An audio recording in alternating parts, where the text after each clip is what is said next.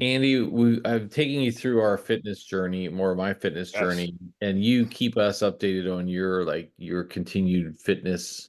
Um, Garbage. yeah, but there are times when I'm reminded that I'm just old at this point. So we had a neighborhood Oktoberfest this weekend. So we have this park, and we set up some tables. We get a local German place to get us some brats, sauerkraut, spätzle, and some German cake and strudel. It's a good time. We play the music and everything, but it requires a lot of setup, and so it means like taking tables and chairs and all sorts of stuff. I gotta tell you, like I was smoked, and I mean, like these aren't heavy tables or anything like that, but it's just a constant back and forth. Like my shoulders were shot. I'm just old. Like I'm just old. So, It's good for you. I think sometimes it's funny, no matter how fit we are or are not, but when we do something that's different than what we normally do, it's still a surprise to our body sometimes. It's like you can be in great shape and you go and like you go for a hike, on a mountain. If that's not what you normally do in any way, like your body's shocked. Even just yeah. like picking up chairs and walking back and forth and doing that drill all day long. You don't do that normally, and so your body's like what am I doing? Like what is happening right now? So I don't know if to say you're old. I mean, a little bit. We are getting old. We're solidly midlife, Dave. But Yeah. we're it is fun to see how our bodies react to that kind of thing. So I'm glad you got a unplanned workout, but more importantly, I'm glad you got to celebrate Oktoberfest. I mean, man, it's such a fun time. We don't do anything here. I don't think my community does anything that I'm aware of for Oktoberfest, but man, Germany knew how to do it. It was, Yeah. we were in the field a lot during Oktoberfest. I missed a lot of it, but we do something, on our base or wherever. Even in the States, we do something on our base, and just it's a good time. A little revelry, little clinging of cups. It's a good time. Yeah. Yeah, I mean, says standing on tables and saying, yeah, it's a good time. So, Dave, to, to, um, to to German Simon, our loyal listener and friend on social media, who's a that's regular right. listener to this podcast, we enjoy Oktoberfest, Simon. I mean, if you want to talk about real strength, like those girls who take like 10 Oh yeah, liters of beer and plates of chicken and all this, like it's amazing. yeah, So, yeah. shout out to Oktoberfest, good times, and all. So, Annie, let's jump into our segments here. So Good. we got to start with the NFL. The Cowboys won. I Yeah. watched one quarter. It was 3-3. Dak Prescott fumbled. Like everyone will say, "Oh yeah, this is the Cowboys outgained the Steelers 2-1." Yeah, they had two turnovers. Dak had two turnovers, a fumble. Like they had to pull it out the last second on a fourth down. I'm not lighting it up on fire here. The Steelers are not a very good team, anyways. I think it's coming through. They have a lot of real issues on offense. I mean, the Cowboys had their backups of backups on the defense, and they were barely able to win. They play your Detroit Lions next week, Yeah. Andy. Did you watch the game, and are you scared of the Cowboys? So I definitely did not watch the game. It was on way past my bedtime for teams that I don't really care about, so I didn't watch it. Not scared of the Cowboys. I think the Cowboys can. I mean, I think either team can win that game. Like the Lions, I think should win that game, but I think either team can win that game. Um, but Detroit coming out of the bye week, getting the rest, being able to plan. I think wanting to beat the Cowboys after last year's debacle. I think Detroit should be able to. But yeah, I mean, good to see Dak playing good football, right? You got the big contract. Good to see him, playing He, well. he's not, And he's not playing. He's not playing well, I Andy. mean, he's a big clutch finish, though, right? I mean, Yeah, but that like don't be fooled by that kind of stuff. It's it's it's dumb people. I we'll see. mean, We'll see where it goes. I mean, I've definitely been more concerned about Cowboys teams in the past, but I think we're in for a good game Sunday, Dave. yeah, should be fun. A lot of other storylines, Yeah, Andy. Like coaching incompetence might be one of them. Like there was some bad, like the Buffalo game was really rough. I mean, Buffalo is at the 3 yard line. They had like a minute and a half left. It's going to be pretty hard to go 97 yards there, or even like, they needed a field goal, so they had to go 56 yard or 50, 60 yards or whatever. And usually when you're down there, you take a a shot one time to try to get some breathing room and say, okay, this is like it could work Yeah, and let's try to speed it up now, or it couldn't work and let's just run the ball, let the other team use their timeouts and so on and so forth. They didn't do that at all, Andy. And in fact, they threw three passes down the field. None of them worked, and the Texans got the ball back at the, I guess, a little short of midfield in Buffalo territory. And they had one play. They had that one play and got a couple yards and called a timeout because they had timeouts to spare, yeah, Andy. yeah. And Buffalo wound up losing. They were down 20-3 and they came all the way back only for have the coach fuck them on at the end. So that was an interesting game to see. Any games you saw that was interesting for you? Yeah, so the lines were off, and so I can usually like time wise I can usually manage to like sit down and fully enjoy like one length of game, right? Whether I'm watching a game or red zone or whatever, I can dedicate like one block of game time. And so with the Lions out, I was like, what am I going to watch? Dave, I watched the early game, I watched the London game, and I watched the Jets and the Vikings because if the Lions can't win, the next best thing is watching Aaron Rodgers lose. And so I was in the odd situation of cheering for the Vikings, who I can't cheer for, right? I can't cheer for them because they're doing really well and they're in the Lions division, so I've got to root against them, generally speaking. And I like the Jets. Like I want to cheer for the Jets. I want to cheer for Robert Saleh. Like I want to be happy for that team. But my dislike for Aaron Rodgers exceeds all other things NFL. And so watching him go out there and get sacked and throw picks and sit on the bench looking pissed off and being irritable with his teammates, Dave, it was glorious. It was such a great start to the day. I was doing some writing, I was sitting and watching, and I was there's just a shit-eating smile on my face, Dave. I was happy to watch Aaron Rodgers just fall apart yesterday. It was great. So I enjoyed it quite a bit. I mean, there were some fun games yesterday. I mean, again, I got like I've grown up not being a Washington fan, and I'm not a Washington fan, but I'm just so happy for this team to be so good right now with Jaden Daniels and the Daniel Snyder era being over, and like they're looking really good, you know. And Yeah. there's some other fun moments. I mean, the Niners big play was fun to watch. Derrick Henry hitting a major milestone. Man, I know it's baseball playoff season, but the NFL is king, man. It is the best.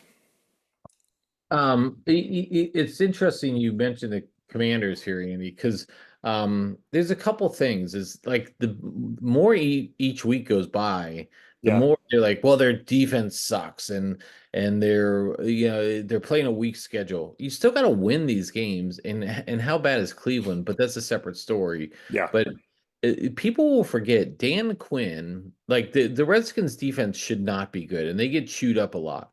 But people will forget that Dan Quinn, the Cowboys defense before Dan Quinn was awful. It yep, was atrocious. He came in, the same players, and was able to make them into one of the top defenses in the league. Now, that didn't hold water in the playoffs sometimes, but it doesn't matter. We got to give Dan Quinn some credit on the defensive side, but that Jaden Daniels, man, it's like a video. I mean, you see these every 5 or 6 years. You'll get a really like this quarterback, that dynamic quarterback will yeah. come in. Lamar, when he came on the scene, you had Mike Vick who did this. Like you see these quarterbacks, and it just like everybody said Jaden Daniels was too thin, too small. He was going to get broken in half by the like you got to tackle him first. You got Yeah, to yeah, you got catch to him. be able to get him first. And so, I mean, he's playing well. Caleb Williams had his first really good game this week. And Bo Nix, you can say what you want about how many passing yards he gets and whatnot, but the Broncos are 3-2. I Yeah, mean, so you have three of these rookie quarterbacks who are, I mean, you got to win. I mean, it they're doesn't winning always. football games. They're winning football Yeah, games. Yeah. I mean. So I think it's been a fascinating season so far. I'm excited to see where it goes moving forward, but not excited to see the Cowboys play the Lions. You can try to talk up the Cowboys all you want, Andy, but I'm not gonna fall for your tricks, Andy. So um, Well, a fun week for sure. It's yeah, top five should be interesting this week. I'm gonna have to go back, I think, and do some scratching and modifying here because, and again, like the Ravens are a damn good football team. They Damn. are they look scary. The Yeah. defense was shoot apart today, but they look scary. And we do have the Chiefs tonight versus the Saints. The Saints are after that 2-0 Yep. amazing start. I don't think they've petered out. So Derek Carr, everyone, please just everyone see Derek Carr. They have a chance to go lose their third straight tonight against the Chiefs, who are looking to follow the Vikings at 5-0. So, all right, Andy, let's move on to our next topic here. Let's talk about local politics, Andy. We've talked a lot about national politics, and I think Yeah. we're in kind of a doldrum a little bit. I don't know what the ads are like in your state, Andy, in Virginia, but in North Carolina, the ad that permeates everything is Kamala Harris at one point in time saying something about inmates have the ability to get treatment for sex changes, Andy. That ad alone, I've seen probably 100 times. I think I could recite it verbatim. Um, that one is it seems like that's where Trump is going in the state of North Carolina. But what are the state politics like in Virginia right now, Andy? What are you seeing? Are you seeing things on the ads? Are there any local issues that are driving things in Well, Virginia? Virginia's issue, I mean, the transgender issue is it's a divisive wedge issue, right? So I think there's trying to be some fear mongering there that everyone's going to end up in a non-gender uniform gender in the future because of Kamala Harris or something. It's kind of a strange line of attack, but it serves its purpose. It's divisive, scares people into voting one way or the other, maybe. But Virginia's interesting because we have a big election next year. Like our governor's up for election next year. Every the year after the presidential election, Virginia and Jersey have our elections. So sort of a lot of people look to those two states and elections as sort of bellwethers for where is the nation after this last presidential election. So we don't have that going on this year. Our governor's doing well. He's popular now. He's doing a good job. He was at one point being bannered about as a presidential candidate, a running mate for Trump. Didn't happen. Maybe he wishes it did now, but he's doing well. But here we do have a Senate race with Tim Kaine, former vice presidential nominee to Hillary Clinton. He seems pretty in control. There are some close elections, but I don't think looking for shockers. I think the big story in Virginia really is how will it go, right? Will Virginia bend blue or red? Because we've been back and forth. And what's interesting and where I live, Dave, is my community of Leesburg, Virginia, is very much a back and forth could tilt the county, and our county is very much a back and forth could tilt the state because eastern Loudoun County leans blue like the rest of northern Virginia. Western Loudoun County, much larger properties and space, leans traditionally much more Republican red. And so that little battle is very interesting and it can have ramifications, again, my town to my county, across my state, which in this close an election could be significant because whoever gets Virginia, that's a good chunk of votes for them in the Electoral College. So I've done an informal survey as I go running around when I do my few miles run and I look like what signs am I seeing? And I'd say right now, Dave, in my area, which I think leans blue, right? Leans blue, but I'd say it's about 4-1 right now in sort of Harris propaganda versus Trump propaganda. And where I see Democrat stuff, I see all the Democrat stuff, they've top to bottom of the ticket. Whereas for Republican stuff, I see Trump stuff, but I also see some that have like the representative sign up, but no other signs up. I don't see any signs for the Republican senatorial candidate in my area, and so I've been sort of been doing this informal survey, and I'll go and do 4, 5, 6 miles around the town and just like I'll look like what do I see? What do I see? And that's been pretty consistent. I would say the Democrat signs have been increasing, and I think part of that is in this area. I think people are more comfortable putting out their blue signs. I think some people are a little bit less reluctant to put out red signs. I think if you go further west, you have more people comfortable putting out Trump signs, and people might have a little bit harder time putting out a Kamala Harris sign. So it's interesting to see that dynamic play out. But based on my very informal survey, I'm going to say that Loudoun County is going to end up voting blue.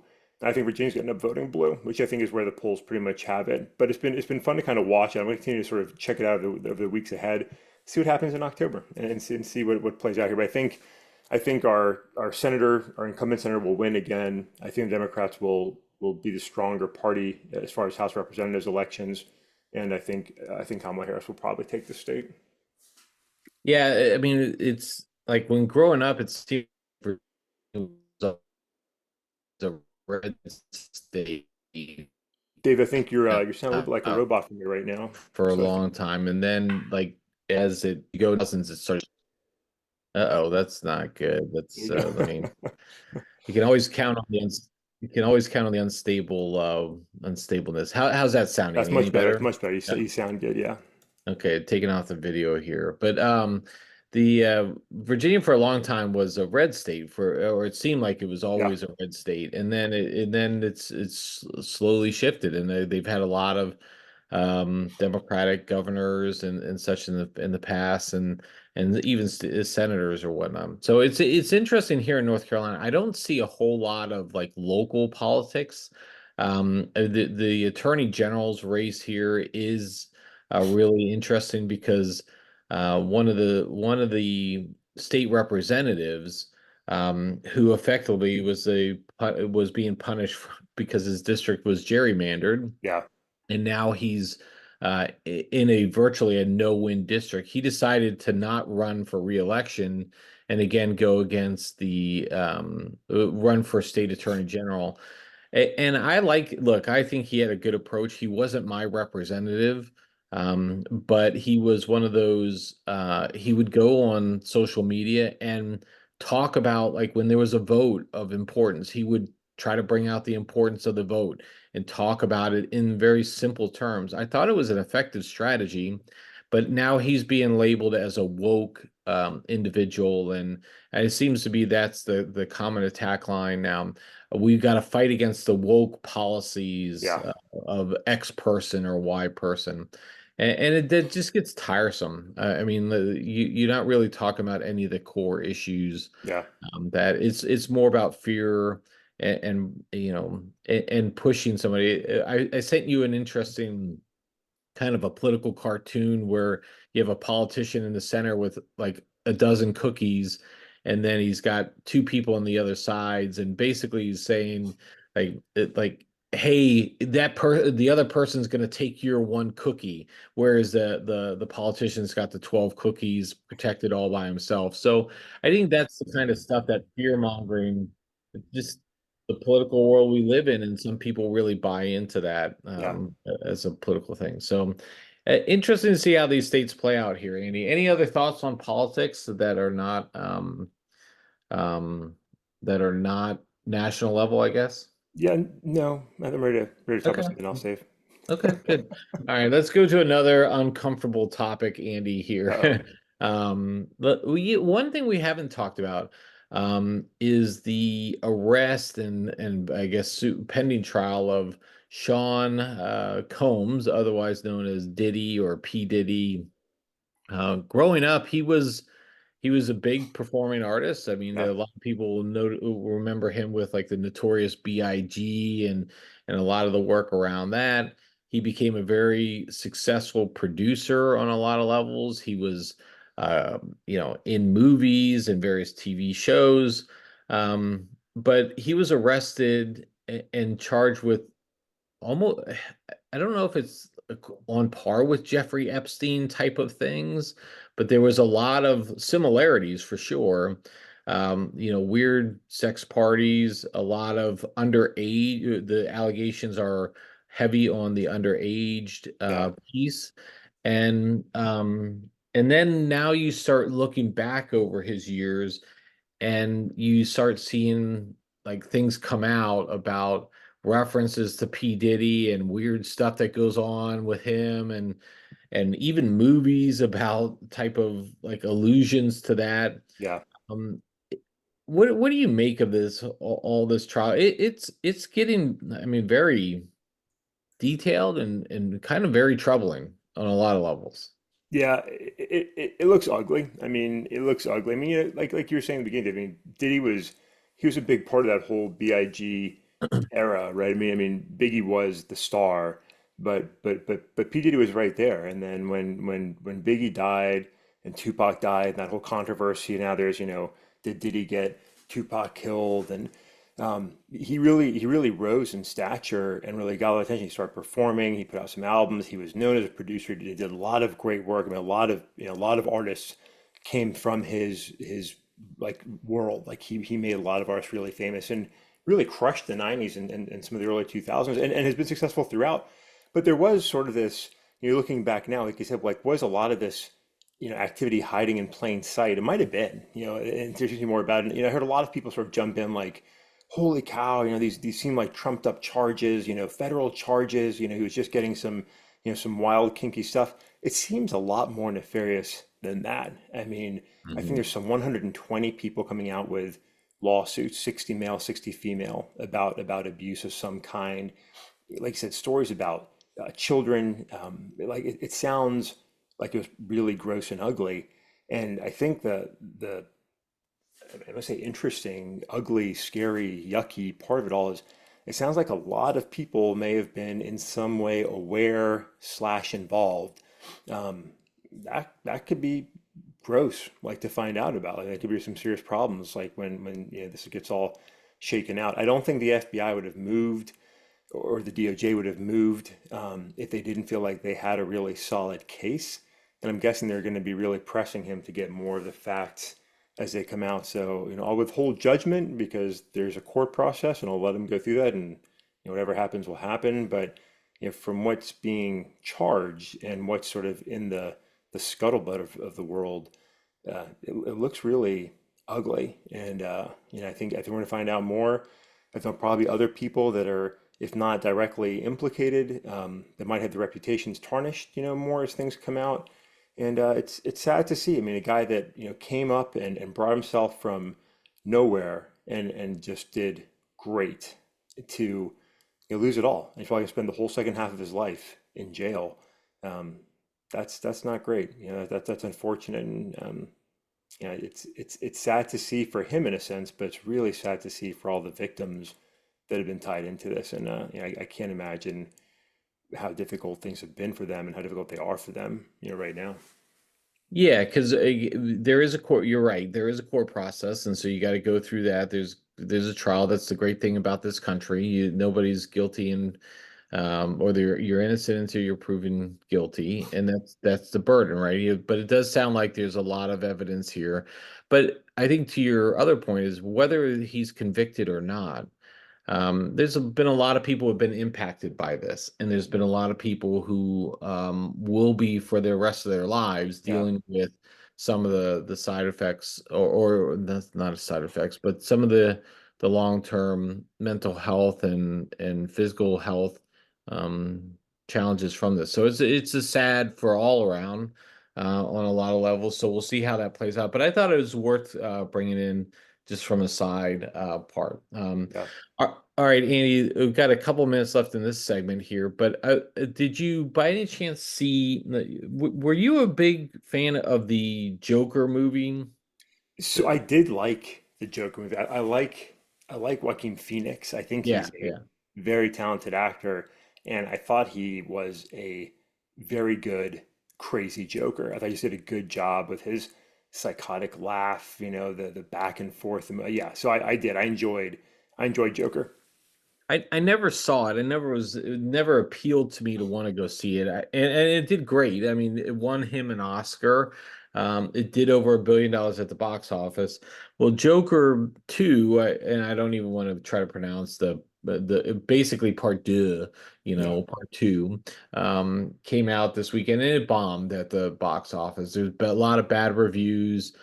When there's not a lot of press around it and the stars are not really talking a bunch about it, yeah, something's a little mixed. It didn't do well. The biggest night was 20 million, and then over the next 2 days, it got 20 million. So it's clearly tailing off in a lot of respects. So this is just more troubling for the box office, I think. And you go into this is typically a dull period, a dull time. There was a couple good little smaller scale movies that come out, but really we've got about 2 months now until Thanksgiving that the movie theaters are going to be pretty bad. So I think Moana 2 and Wicked comes out. So those are going to be interesting movies that try to reclaim some of the box office. But this has been a tough year. I mean, we've talked about Inside Out. Two, we talked about Deadpool and Wolverine, Planet of the Apes. There were some good movies there, but really a really down year at the box office still. So Yeah, I mean, I've heard mixed things about Joker 2. Like, I'd like to see it. I don't know if we're going to go to the theater and see it. Um, but I mean, two talented, very talented people in Joaquin Phoenix and Lady Gaga. So yeah. I think we'll probably watch it at some point, probably streaming. I will say for movies that are not great that we are looking forward to seeing. My wife and I are excited to go see Venom 3 later this month. We've enjoyed those Oh, movies. We think they're silly and fun. And that's like I'm happy with that with the movie. Like if you can entertain just entertain me, right? just Don't be too entertaining. serious. And it does that. So we're actually I think it comes out a little bit before Halloween, and I'm looking forward to that at least. I will watch Venom 3. I didn't like Venom 2. I didn't like that one much. I liked the first one. That was good. Just don't be 3 hours long. I mean, don't be Yeah, too like go an hour 45 minutes with Venom. Have fun. Tom Hardy I think does a good job. We can kind of work around with that. So okay, Andy, good week here. A good start of the week, at least. yeah, We got some things to look forward to this week. We'll do our top five on Wednesday. We'll go through and try to get some. Yeah, it'll be a fun time. So, it'll be a fun time, Dave. I'm off on the road today. I come back in late Tuesday, so there's a good chance I'll be a zombie when we do our Wednesday podcast. So I'll apologize up front if my top five, if I've got the Cowboys and the Browns in there somehow because my brain's messy. So we'll see how it goes. But I'm looking forward to it. A good Monday. Happy October 7th to you, and thanks to not just our German listeners, Dave, but to everybody that puts up with us for this half hour of nonsense, a few times a week. I always enjoy, connecting with people and talking about the pod, and I'm grateful for all that spend time with us. yeah, I completely agree, Andy. And let's hope you don't have any travel issues. I'm excited to hear Andy's travel stories. Maybe that should be a recurring Yeah, segment or I'll, something. I'll, I'll be complaining about something. All I have to Okay, say, my flight is like less than an hour, so that nice. can't go too bad. But we'll see. Yeah, let's see what awaits us this time, Dave. All right, Andy. Well, that sounds like a good, promising look forward to Wednesday then. And with that, I'll catch up with you next time.